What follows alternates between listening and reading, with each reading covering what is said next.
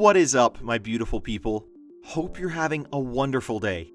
Exile451 here with yet another daily dose of Reddit Happy. It's hump day, we're halfway through the week. Let's do this right with some stories out of r/self-improvement that I'm sure are gonna resonate with you.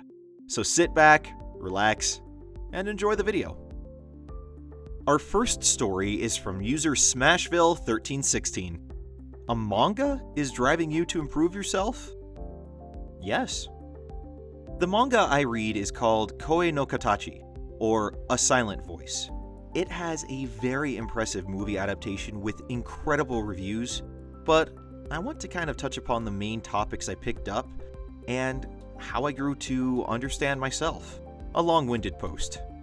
So first, the manga was mind-blowing. I loved it.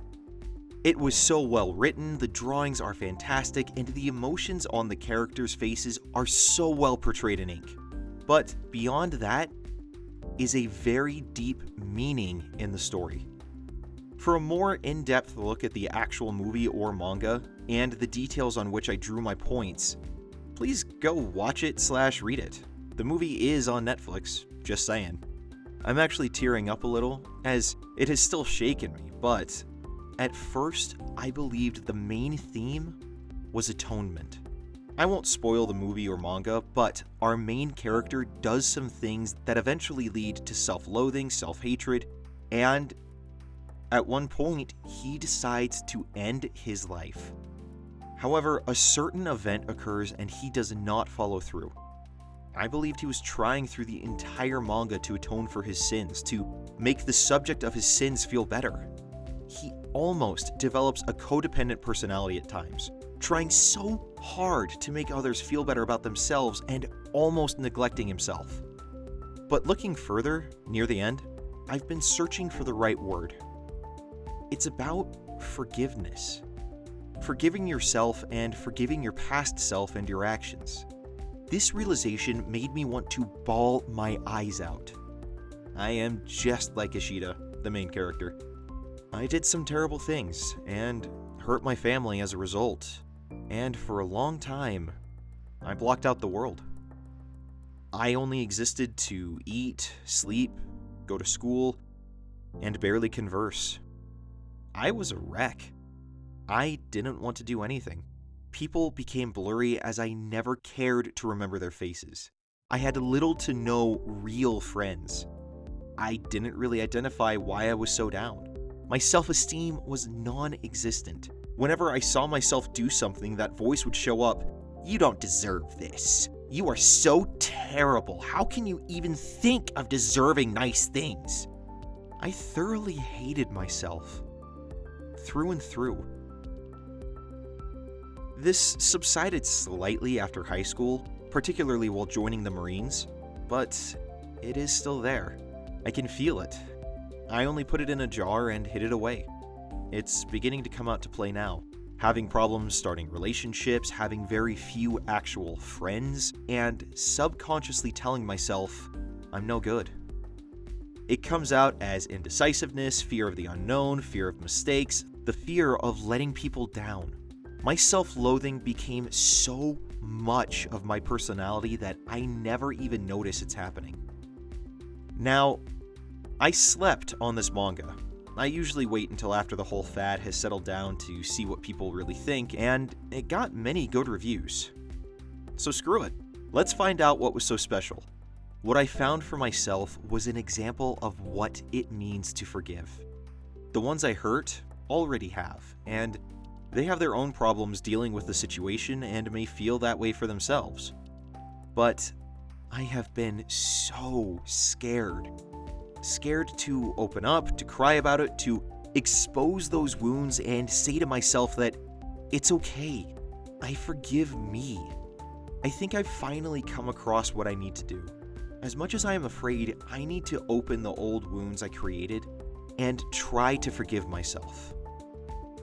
That what I did was wrong, yes, but I've been forgiven.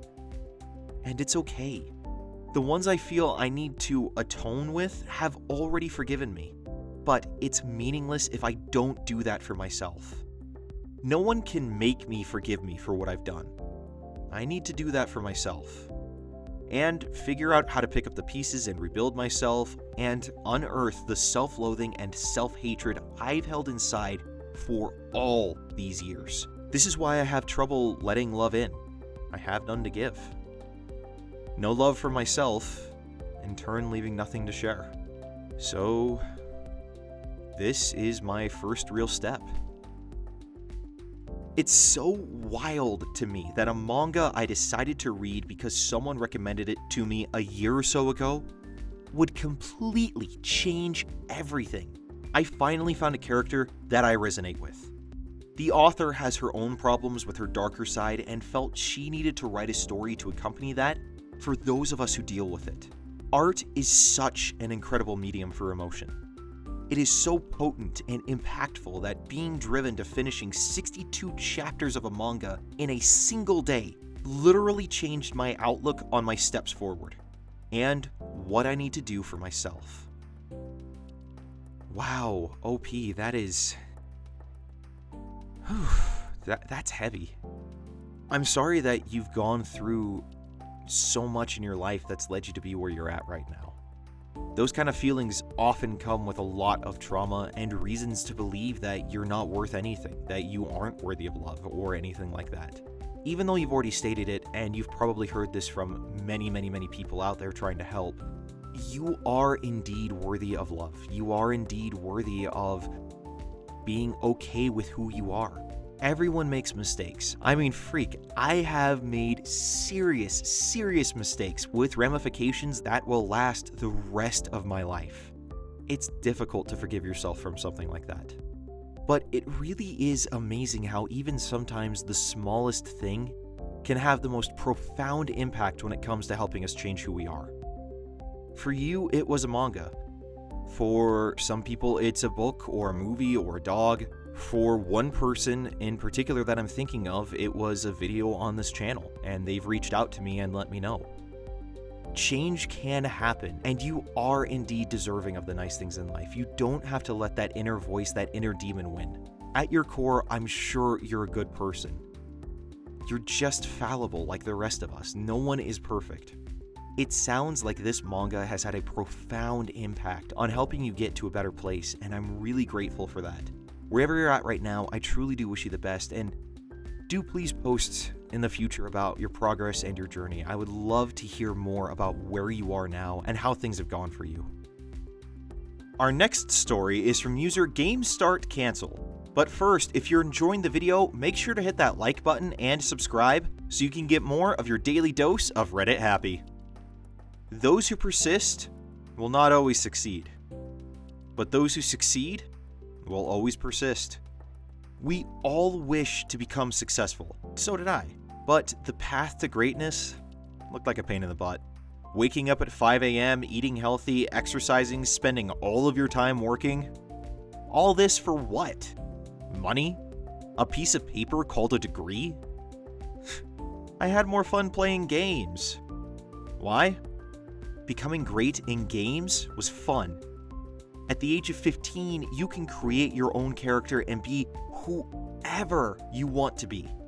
You grind your skills, fight for experience points, level up your character, join an in-game family to which you feel closer than your real family, make new friends, and meet your first girlfriend, who I never met in real life, by the way. It was not only possible, but also exciting to become great. So why did I quit? I faced an ugly truth. This life wasn't reality. It was all imagination. For years, I spent thousands upon thousands of hours playing games. A timeline where other people could build giant companies from scratch. 10 hours a day, hard and focused gaming. I woke up at 5 a.m. and played until I had to go to school. I came home and immediately started playing again until I had to go to bed. The rest of the time, I ate fast food and masturbated. That was my life in a nutshell. Then I made the mistake to listen to a question of a friend of mine. Who do you think you will be in 10 years? I ignored him, but I couldn't ignore my mind. I knew the answer. The same person I am right now. The only difference? Older, closer to death, and alone. That realization hurt. From then on, a voice creeped inside of me. And as much as I tried to ignore this voice, it said that I'm wasting my life and that I make no progress. I felt empty. I felt a certain kind of silence creeping out of that emptiness. That kind of silence that devours every joy in life. So I stopped playing. But life was still unpleasant. I couldn't enjoy the real life like I enjoyed my in-game life. In movies and games, this is usually the time where motivation kicks in, ridiculous work ethic, and a change in every aspect of your life. Bull crap. Life has its own hilarious ways of telling you to go screw yourself. That moment I wanted to change, I was lost. Lost in a forest of questions. How can I change? Where is the energy I felt when I was playing games? Why is it impossible for me to do the right things? What is this force that pushes me to the ground? Long story short, I crawled for years like a cockroach, getting squashed, chewed, and spat out by life. But at that time, I didn't realize that I was already playing the best game of all time, life. My only drive then began to be to figure out the rules to that game. So I read hundreds of books, many of them more than twice, some of them more than 10 times. I will spare you with the embarrassing parts and skip the pity details. I finally found a way to enjoy life again.